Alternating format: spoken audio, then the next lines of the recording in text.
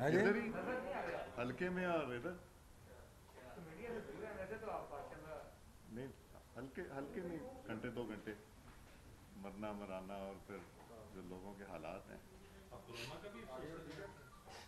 نہیں کرونا کا افسوس نہیں کرنے جاتا، کسی ورکر یا اس کی ہوگی، آج بھی گیا ہوا تھا.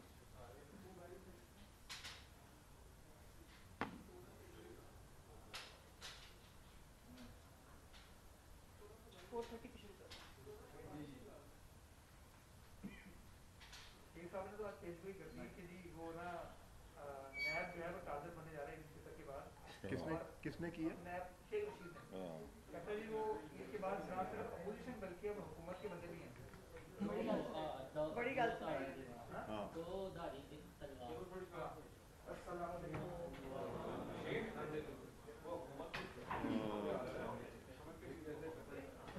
ان کی لسٹ میں کون کون ہے؟ جہانگیر ترین، علیم خان، پرویز. نہیں علیم خان تو اب آ گیا نا، وزیر بن گیا. نہیں مگر اس کو پھر سے بھی جا سکتا ہے نا، کیس تو ویسے ہی پڑے. جو میں نے کیس کیا تھا وہ تو پڑا ہوا ہے ابھی. پرویز الہی صاحب کی جی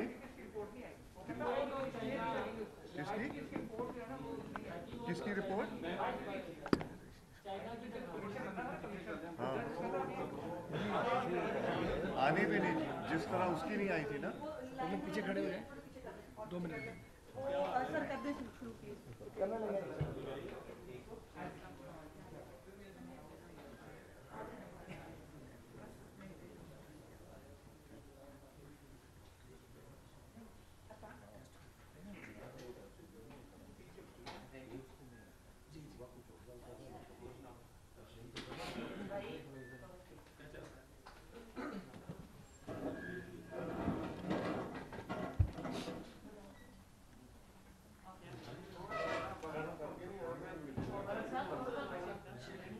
تیار ہیں جی؟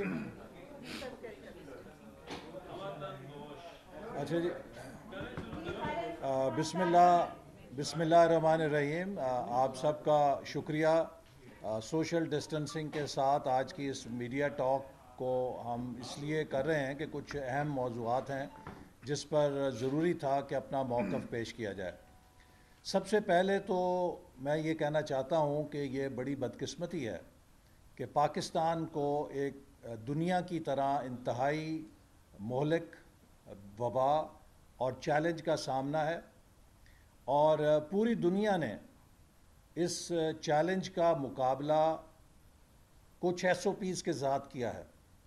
یقیناً اس بیماری کی کوئی ویکسین تیار نہیں ہوئی، لیکن اس کے خلاف پوری دنیا میں 2 باتوں پر اتفاق ہے ماہرین کے درمیان اور پالیسی ساز اداروں کے درمیان، کہ اس کا مقابلہ مؤثر لاک ڈاؤن سے اور سوشل ڈسٹنسنگ سے کیا جا سکتا ہے، اور جہاں پر کامیابی ہوئی اسی لاہ عمل کے اوپر عمل کر کے کامیابی ہوئی. ہم نے یہ دیکھا ہے کہ پچھلے 3 مہینے سے اس حکومت میں فیصلہ سازی کا مکمل فقدان نظر آیا ہے. ایک زمانے میں ایک فلم آئی تھی مزاحیہ، it's a mad mad mad mad world. میں سمجھتا ہوں کہ اٹس اے کنفیوزڈ گورنمنٹ. آپ کو معلوم ہے کہ جب یہ برسر اقتدار آئی تو انہوں نے پاکستان کے عوام سے ایک مذاق کیا. یہ فیصلہ نہیں کر پا رہے تھے کہ IMF کے پاس جانا یا نہیں جانا. وزیر اعظم 2 قدم IMF کی طرف اٹھاتے تھے، اگلے دن 4 قدم بیک فٹ پہ چلے جاتے تھے، اور 10 مہینے یہ کھیل کھیل کر انہوں نے پاکستان کی معیشت کی تباہی کر دی. اسی طرح جب سے کرونا کی وبا آئی، حکومت یہ فیصلہ نہیں کر سکی کہ اس نے لاک ڈاؤن کرنا ہے یا نہیں کرنا. 2 قدم لاک ڈاؤن کی طرف آگے بڑھتے تھے تو 4 قدم لاک ڈاؤن سے پیچھے ہٹ جاتے تھے. اور اب طبی ماہرین یہ کہہ رہے ہیں کہ پاکستان نے مارچ اور اپریل کے پہلے 2 ہفتوں میں جو 6 ہفتوں کی اپرچونٹی تھی، ونڈو آف اپرچونٹی، اس کو کھو دیا ہے. ہم مؤثر طور پہ فائدہ نہیں اٹھا سکے لاک ڈاؤن کی حکمت عملی کا، چونکہ حکومت کو یہ نہیں پتا تھا کہ وہ حالت لاک ڈاؤن میں ہے یا لاک ڈاؤن سے باہر ہے. یہ ایک کنفیوزڈ حکومت ہے، اور اسی طرح اس کا فرض تھا کہ سب کو ایک پیج پر اکٹھا کرتی. اس حکومت نے سب کو اپوزیشن کے ساتھ اور وفاق کے تمام یونٹس کو ملا کے کیا قومی پلان بنانا تھا، یہ اپنی صوبائی حکومتوں کے ساتھ ایک پیج پر نہیں ہے.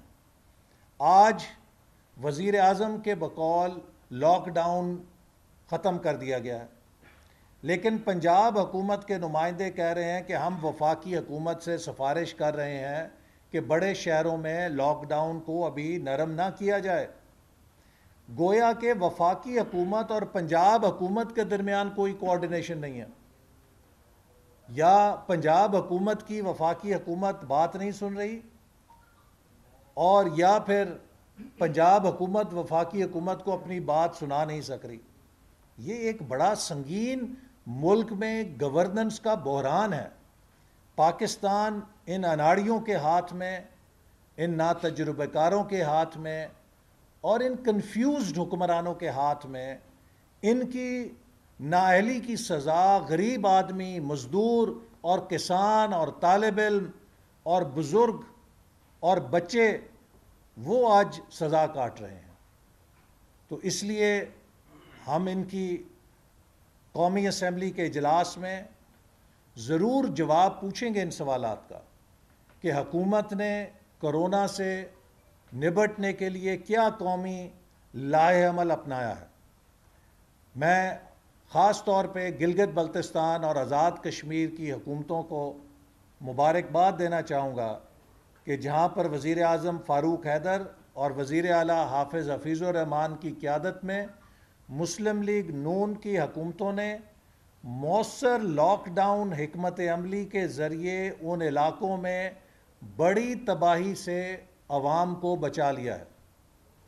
چونکہ حکومت نے انہیں ڈیٹا تک شیئر نہیں کیا تھا، اور انہوں نے اپنی مدد آپ کے تحت اس وبا کا مقابلہ کیا. اور ہم چین کے شکر گزار ہیں کہ چین کی حکومت نے گلگت بلتستان کے عوام کا ساتھ دیا، وہاں پہ کٹس بھیجیں جس سے ہم اس کا مقابلہ کرنے میں کامیاب ہوئے. دوسری طرف لگتا ہے کہ وزیر اعظم صاحب کو کرونا کی ویکسین دریافت ہو گئی ہے، اور اس ویکسین کا نام ہے NAB in action against opposition. آپ بجائے کرونا کا مقابلہ کریں، حکومت کے وزراء اس وقت صوبائی حکومتوں اور اپوزیشن کے خلاف جنگ لڑ رہے ہیں. کرونا سے جنگ نہیں ہے، اپوزیشن سے جنگ ہے، میڈیا سے جنگ ہے.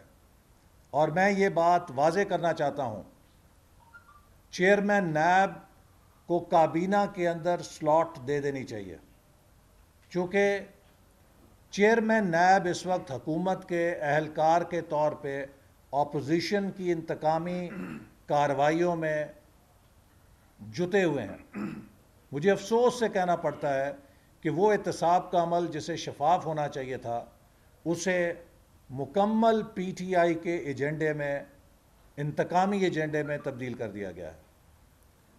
افسوس کی بات تو یہ ہے کہ چیئرمین نیب نے اور نیب کے ادارے نے لال سہانرا پارک کا پتہ نہیں 30 سال پرانا کیس، اس کے نوٹس تو رانا ثناء اللہ، بلیغ الرحمان، شہباز شریف صاحب کو بھیج دیے، لیکن کاش وہ شوگر اور آٹا مافیا کو نوٹس بھیجتے، ان کی طلبی کرتے، تو قوم کو پتہ لگتا کہ احتساب بھی کچھ نہ کچھ غیر جانبدار ہے. اسی طرح بھارت سے دوائیاں منگوائی گئیں، یہ حکومت جواب دے کہ کون، جب بھارت نے کشمیر کے مسلمانوں کا خون کیا، پوری قوم نے یہ کہا کہ بھارت سے تجارتی روابط توڑے جائیں. ہم نے تو یہ تک کہا کہ بھارت سے تمام تعلقات ختم کیے جائیں، بھارت کی پروازوں کو پاکستان سے، پاکستان کی فضائی حدود سے جانے کی اجازت نہ دی جائے. لیکن یہ حکومت بھارت سے جو نان لائف سیونگ ڈرگز ہیں وہ بھی منگا کے کروڑوں روپے کماتی رہی، اور یہ محب وطن ہے۔ ادھر کشمیر میں بھارت خون کھیل رہا ہے، خون مسلمانوں کا، اور یہ بھارت سے تجارت کر رہے ہیں دوائیاں امپورٹ کر کے۔ اور کون سی وزارت جس کے وزیر صحت وزیر اعظم پاکستان عمران خان ہے؟ اور اگر وزیر اعظم کو یہ نہیں پتا ان کی آنکھ کے نیچے ان کی وزارت میں کیا ہو رہا ہے، تو ایسا نااہل اور ایسا انجانہ سا وزیر اعظم کہ جو اپنے ماتحت محکموں کو نہ دیکھ سکے کہ اس میں کیا ہو رہا ہے، یہ ملک کی تباہی ہے، یہ ایک ایٹمی سلطنت ہے۔ ہمیں ایسا وزیر اعظم نہیں چاہیے کہ جس کو پتہ ہی نہیں کہ اس کی حکومت میں کیا ہو رہا ہے۔ تو آج ہمارا مین مقصد یہی تھا کہ ہم بتائیں کہ یہ حکومت کورونا کے اوپر قوم کو اس وقت جس مشکل میں ڈال چکی ہے، اب میں تو یہی کہوں گا کہ اب حکومت کے پاس کوئی لاہ عمل نہیں ہے، اب جو کرنا ہے وہ کرونا نہیں کرنا ہے۔ تو آئیے ہم سب دعا کریں کہ کرونا کے دل میں رحم آ جائے کہ پاکستانیوں کے اوپر ایک اناڑی اور نااہل حکومت نافذ ہے، تو میں اس قوم کا کم سے کم نقصان کروں۔ اور دوسرے نیب کے حوالے سے خواجہ سعد رفیق اور دوسرے ساتھی بھی بات کریں گے جو حکومت کی پالیسیاں ہیں، پھر اس کے بعد آپ کے ہم سوالات لیں گے۔ میں عمران خان کو کہہ دینا چاہتا ہوں کہ اگر تم سمجھتے ہو کہ نیب کے جھوٹے مقدموں سے ہمارے قدموں میں لغزش آئے گی، تو عمران خان یہ قدم تمہارے ان جھوٹے مقدموں سے لرزنے والے نہیں ہیں۔ شیخ رشید صاحب واضح کریں کہ وہ نیب کے پی آر او ہیں یا نیب کے ڈی فیکٹو چیئرمین ہیں۔ کس نے انہیں اختیار دیا ہے کہ وہ بتائیں کہ نیب عید کے بعد ٹارزن بنے گا؟ نیب جو حرکتیں کر رہا ہے وہ ٹارزن والی نہیں ہیں، وہ لومڑی والی ہیں۔ اور انشاءاللہ تعالی ہم ان ہتھکنڈوں کا مقابلہ کریں گے اور ان سے مروب نہیں ہوں گے۔ اس پاکستان کو ہم نے ان حکمرانوں سے دوبارہ چھیننا ہے، عوام کے جمہور کے لیے، ترقی کے لیے۔ یہ غاصب حکمران ہیں جو دھاندلی سے بٹھائے گئے ہیں، آج پاکستان کا مستقبل سیاہ کر دیا ہے، نوجوانوں کا مستقبل سیاہ کر دیا ہے، معیشت تباہ کر دی ہے۔ ہم اس وقت تک چین سے نہیں بیٹھیں گے جب ہمارا وہ ترقی کا سفر دوبارہ شروع نہیں ہوگا جس کی بنیاد وزیر اعظم نواز شریف نے رکھی تھی۔